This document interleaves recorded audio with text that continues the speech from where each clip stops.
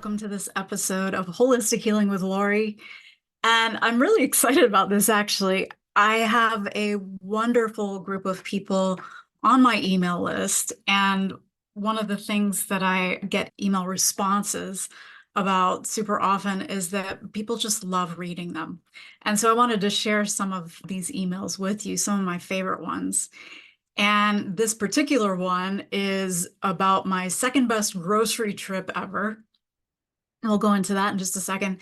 And at the beginning of this email, at this point, I'm talking about how you can sign up for the wait list for my next HEAL advanced recovery program for long hauler syndrome and ME/CFS FM fibromyalgia. So here's the email for you. I was reading through a few of my past emails today, and I ran across one of my favorites. Seemingly not a big thing, a grocery store trip. But these are the little moments that strung together make up our lives. I'd call it my second best grocery trip ever, which is saying a lot because I've had a lot of amazing grocery store trips. And then there's a laughing emoji there. It was one of those things that ended up yielding layers of goodness. Keep reading to see how something so mundane reminded me of how miraculous our lives are.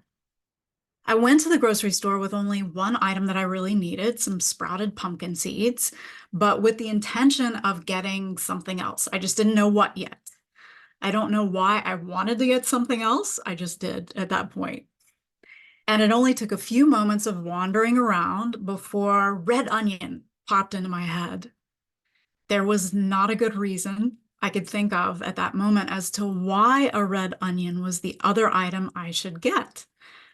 But I've learned to trust those little whispers and tugs, and I follow what I call the little golden thread when it beckons.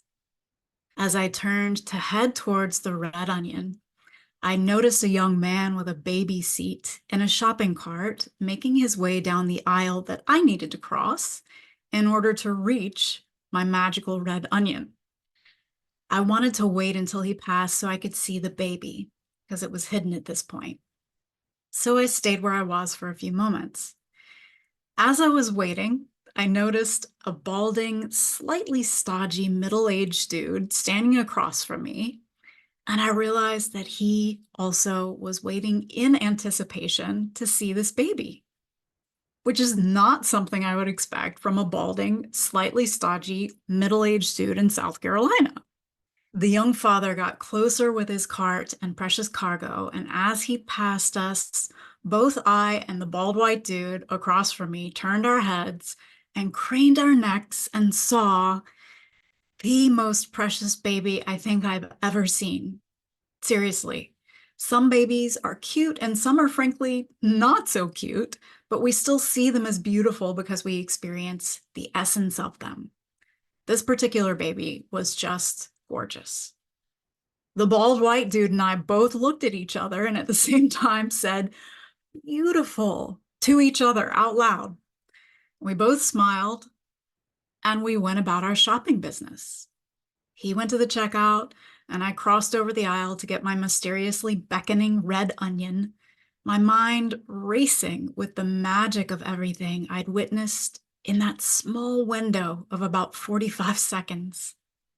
When I got home with this random red onion in the hand, still not knowing what I was going to do with it, I was chatting with my honey, and I had the realization that the universe had constructed all of this for me so incredibly and beautifully. I could see how it unfolded perfectly for my delight and to fulfill an intention that I'd already set and forgotten about. These are the ways that things unfolded so beautifully and perfectly and intention-fillingly.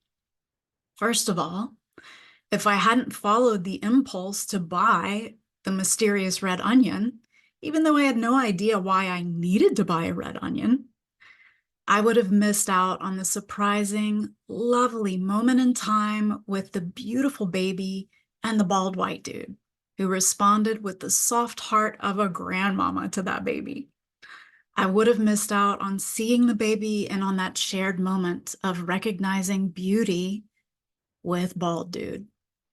Secondly, I'd recently gotten a huge salmon fillet out of the freezer for us to cook. A few weeks ago, I was thinking about how much I'd love to have red onion tapenade on salmon sometime soon. I'd completely forgotten about that.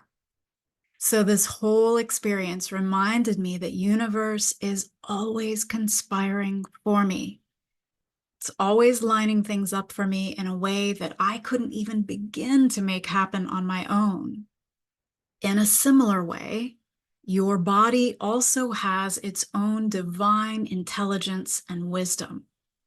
It has its own priorities as it's healing even. And this is one of the things that we actually take advantage of in my Heal program.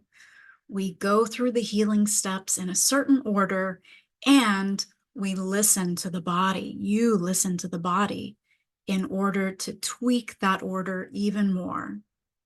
Oh, and if you're wondering about my first best grocery trip and how it reminded me about how important and delightful it is to ask for things, you can read about that in my emails as well. And I think I have that one up on the blog also.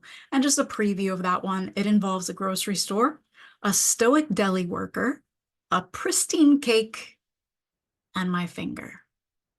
Big love, Lori.